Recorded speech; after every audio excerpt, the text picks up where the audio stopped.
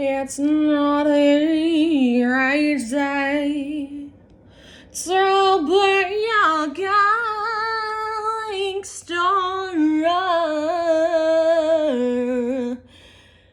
when you're in love.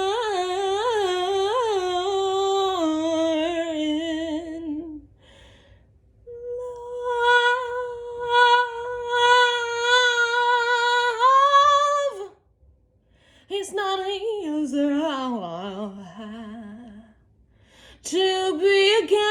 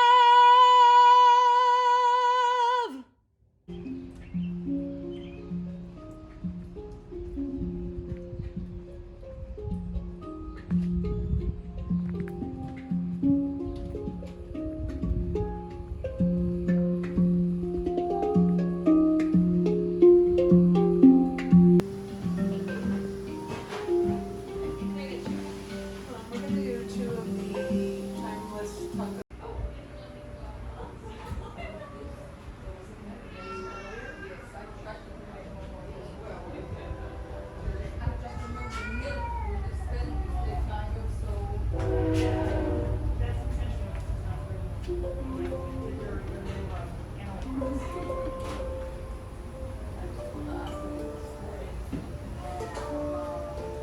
We found this absolute gem, an all-vegan place called Roots Cafe that hosts events, and we attended a women's circle.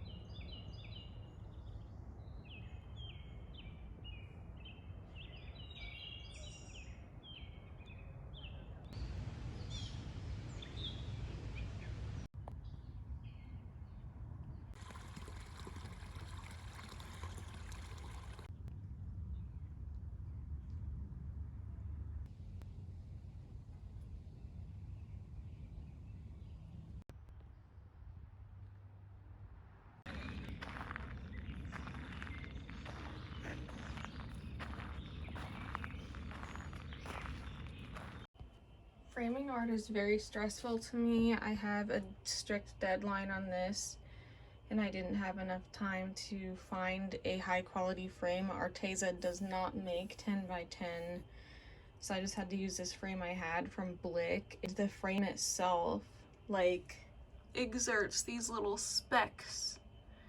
See? And it's like damn near impossible not to get those specks inside the frame on the drawing after you frame it. And yeah, just framing my art and giving it away is like a whole anxious thing. It's like you're saying goodbye to something. And you don't know what that person's gonna do with the art. And then for some reason it makes me think about mortality and time, and like that weird feeling and notion that this piece of art is going to be around on this earth longer than I myself am. And that is just so weird. And it's like, I don't feel like I'm doing a good enough job of making sure it stays preserved, and that's just so stressful. But it's also a learning thing, and there will be drawings and art besides this one that I do a better job of preserving and framing, and I just have to think about that instead of like getting so worried about this one. But yeah, here it is in its frame. And hopefully the person will follow my care instructions and put it in a nicer, cleaner frame one day without any damage. Can only hope. But it's also a good lesson in letting go and not being attached to the material world, and not being, just knowing that my essence and what matters is my energy and my soul, and not what I've created or what I do or the objects I own and the mark I leave behind physically on the world. It's our energy is more of what's important, and so it's a reminder of that as well. Look at this amazing vegan pizza in Bethlehem, Pennsylvania.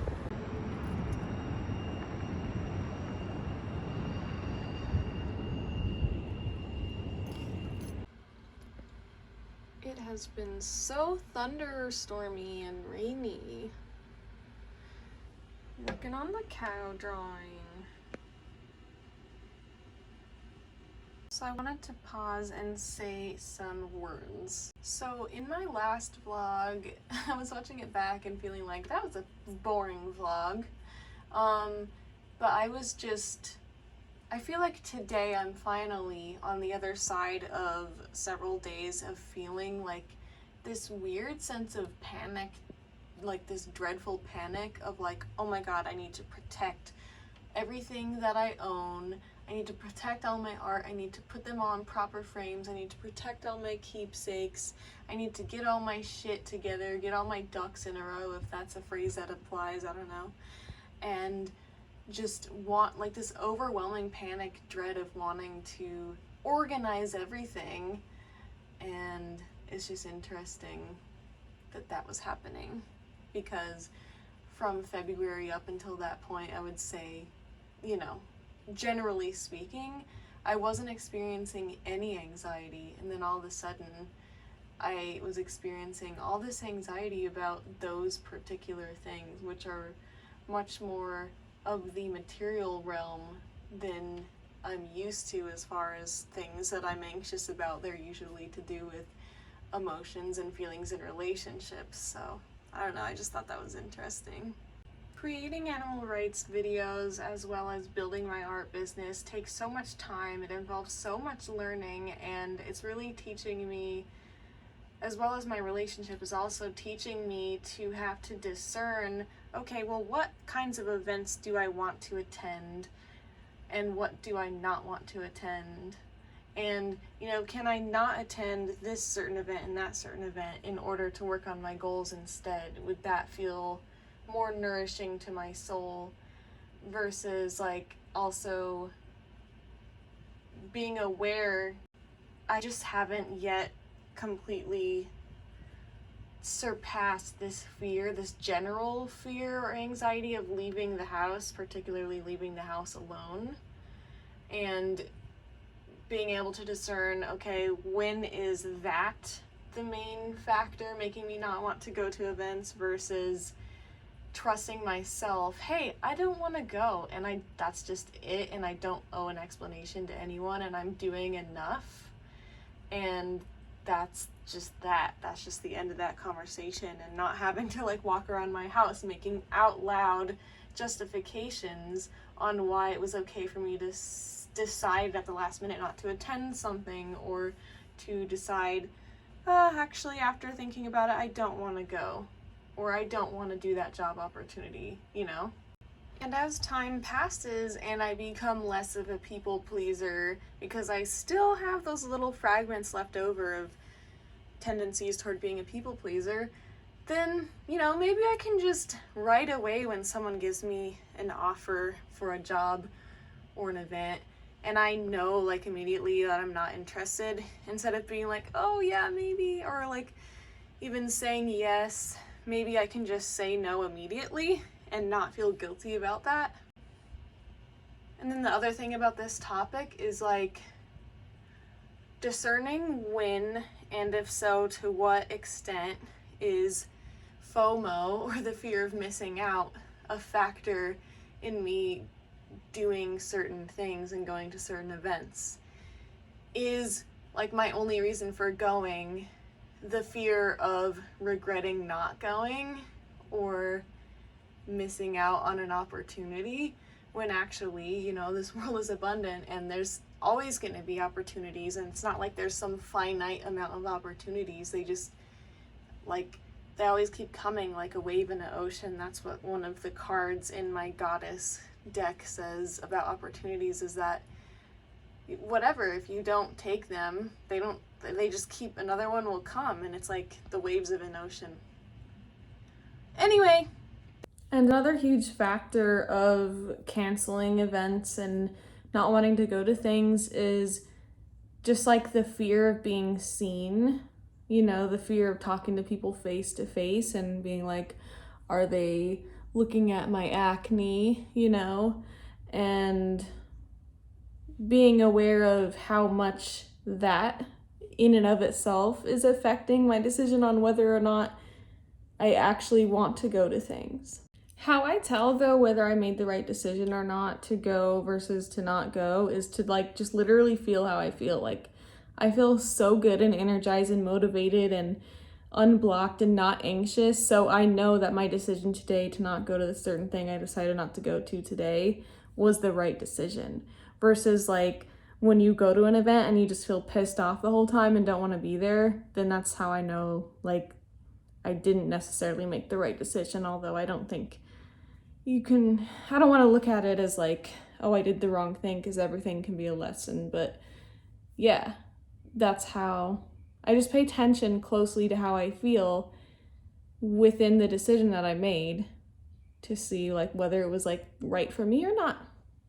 But yeah, I just wanted to finally take a few moments to describe what I experienced going to a women's circle for the very first time. Now, first of all, I'm so grateful because I've literally been looking for a spiritual group / service exactly like this for years, ever since I first found meditation and spirituality in 2017, 2018. I've tried to become part of this one spiritual group, and I didn't feel like it was it, and I didn't feel like I fit into it. I didn't feel like I could even speak up in it. I've gone and done an in-person yoga class and just felt like, this isn't quite it either. It's not really giving me anything I can't get from a free yoga YouTube video. And I've tried to be friends with people and find online communities. I wanted to butt in and say some things I forgot, but I also attempted to become part of a witch coven, which I quickly realized was not the vibe. I tried to attend these lunar fairs thinking they would be a spiritual meeting and a spiritual group, only to find that it was just consumerism, a bunch of tent selling stuff, including a tent selling fur of animals. Anyways, back to it. And the closest I ever got was just watching someone like Hitomi Machizuki on YouTube or Caitlin Nicholson. And now I finally have found it. I've found what I've been looking for in manifesting. Literally, I've been manifesting this for a long time. And let me just describe what it was. So basically, it's at this place called Roots Cafe. And it's an all vegan raw food place. And one of the managers of the place, they have this whole area outside and this garage where she hosted this women's circle. And what it was is we all showed up with a mug, a journal, and a pen. And we sat in a circle literally on cushions with this table in the middle that had feathers that she found on the ground. They weren't ripped off of a bird. And the theme was air. And I think we started with breath work. Well, we started by opening the circle, which is what my mom and I do all the time with our witchcraft rituals, which was so cool. Just calling in good energies and ancestors and our higher selves and, all that fucking shit, which you may or may not be into. Whatever. You can fast forward this part if you're not into it. I'm just going to speak freely. But just invoking that sacred space and inviting in that energy. And then we did breath work. And then I just feel first of all, I was happy because the breath work was not as hard as I thought it would be. I always kind of have been intimidated by breath work because I thought it was too advanced for me or too much work. But it actually wasn't hard at all. It was kind of basically the same kind of breathing that yoga tells you to do. It wasn't even hard. But it was super, it did something to, I think, all of us. And it made you want to express and release. And it was such a safe space that by the time after that we did like, she prompted us with journal prompts. And so we were like we also were doing like in-person guided meditations, which has been something, oh my God, I've been obsessively wanting to do that for years. There's just something about an in-person guided meditation, that you can't just get from a recording. But, and she was prompting us to kind of like, also after like the main meditation, to meditate on answers and journal and meditate. And she was saying like, ask what your heart wants to tell you, ask what your womb wants to tell you, and all this shit. And there was like a prompt that was like something about, let me just get my journal. So the first prompt that she asked was, how does the divine want to be expressed through me? And then I just felt just overwhelming, like I just wanted to pour out tears and cry. I just felt like the physical embodiment of trauma, but not even my own trauma, but just trauma that I've witnessed the animals go through being an animal rights activist. And I had been working on the pig vigil video with very distressing drone footage that someone else captured, and just watching it for, I don't know, probably like 20 hours altogether, putting the whole video together. You can't like act like you're not absorbing that, or you're not affected by watching distressing footage for that many hours, and just the whole pent up trauma from being an activist and witnessing things, going to vigils, seeing it in person. It's like so intense. And I've never even witnessed slaughter happen in person. My mom has. And it's just so intense. And like I said in the last vlog, Joey Carbstrong was saying that people think they're burnt out as an activist, but really they just have trauma. So it's really just the trauma, and I had not been expressing it and validating it because we live in this world, and there's this term for this called dystopia, where you feel like so confused that no one else sees the tragedies that happen to animals, and no one else knows what it's like when you walk around and see it everywhere on billboards and what people's eating, and it's so normalized, this violence to everyone, and so you feel alienated and confused.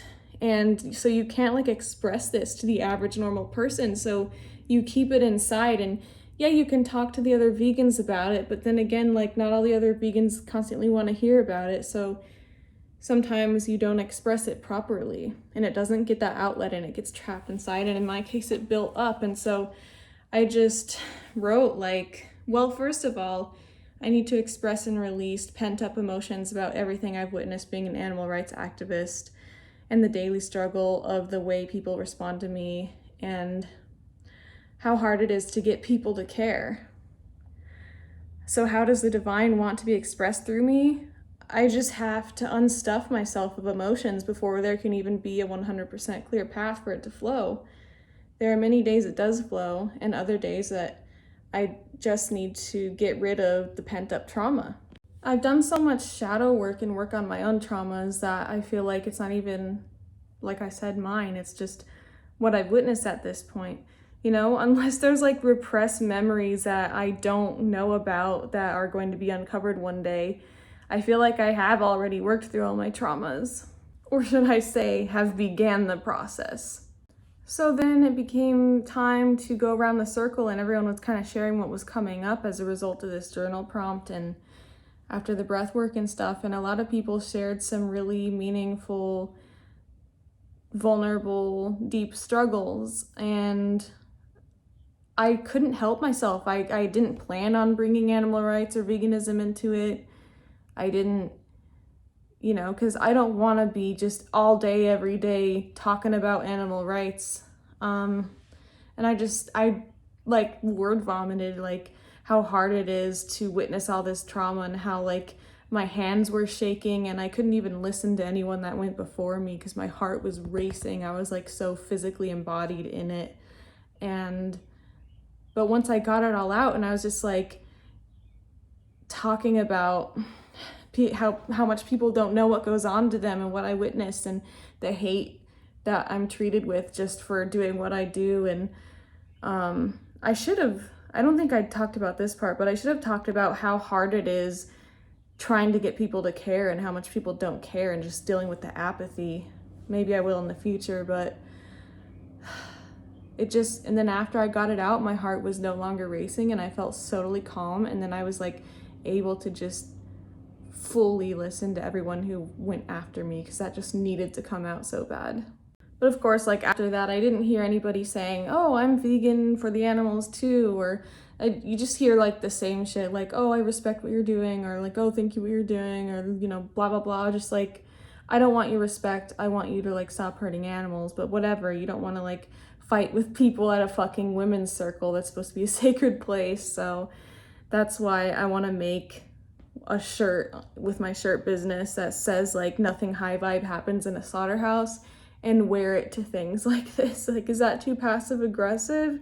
Because when, you know, you're having these conversations after the circle and it's no longer a sacred space and people are kind of more back into their habitual masks and egos, then you start having these conversations with people where it becomes painfully obvious that they don't understand what you're even saying. They just think like, oh, that's nice that you're doing that over there. That has nothing to do with me. Like, I'm definitely not paying for the exact thing you just poured your heart out and cried about. Like, there's that disconnect where people are not seeing that. So I don't know. I'm gonna try and be more clear about it because, yeah. Real talk, but I don't know how you can just hear someone pour their heart out the way I did and be physically shaking talking about what happens to animals and just go on and be like, oh, I only have a little bit of creamer in my coffee. Like, are you, what? But nonetheless, I am just so excited for this group. And they do so many events at this place. I'm just so excited to keep going. They have something similar to this once a month, and I just want to go every month because this is just what I have been fucking longing for and needing. And I want to be able to connect with women, and it's also helping me connect with people face to face more, because I told you earlier I have kind of that fear of connecting face to face because of like certain reasons. And it's also just intimacy, you know? And so we did this eye gazing exercise with complete strangers that we partnered up with, and then we cleared them off with the feather, cleared their energy, and it was so like, I don't want to do this, I don't want to do this. But then when it was already happening, it was like, oh, okay, this isn't so bad. And the girl I was partnered up with was so nice, and it's just gonna help me a lot. And I've just been looking for this. That's all I can say. Like, this, way better than therapy. Are you kidding me?